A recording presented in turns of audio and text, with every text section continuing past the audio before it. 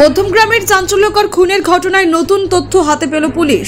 খণ্ডবিখণ্ড দেহ গঙ্গায় ভাসানোর চেষ্টা করার অভিযোগ ফাল্গুনী ঘোষ ও তার মা আরতি ঘোষকে মঙ্গলবার ঘটনাস্থলে নিয়ে যায় পুলিশ।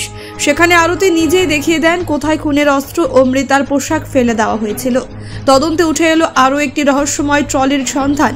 সিসিটিভি ফুটেজ ঘেটে পুলিশ দেখছে শুধু নীল নয়, অভিযুক্তদের হাতে ছিল একটি লাল রঙের ট্রলিও।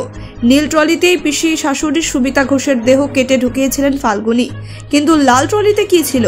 অনুমান সেটিতে দেহের আরও কিছু অংশ বা খুনে ব্যবহৃত অস্ত্র থাকতে পারে। সিসিটিভি ফুটেজ বিশ্লেষণে দেখা যায়, খুনের রাতে অভিযুক্তরা লাল ট্রলি নিয়ে বের হয়, কিন্তু 3 মিনিট 12 সেকেন্ডের পথের পর সেই ট্রলি গন্তব্য আর মেলেনি। নিখোঁজ ট্রলির সন্ধানে তদন্ত জোরদার করেছে পুলিশ। সোমবারই বারাসাত আদালতে তোলা হলে ফাল্গুনী ও তার মাকে 7 দিনের পুলিশি হেফাজতের নির্দেশ দেওয়া হয়। লাল ট্রলির রহস্য ভেদ করাই এখন পুলিশের প্রধান লক্ষ্য। Bureau report, Bangla digital TV.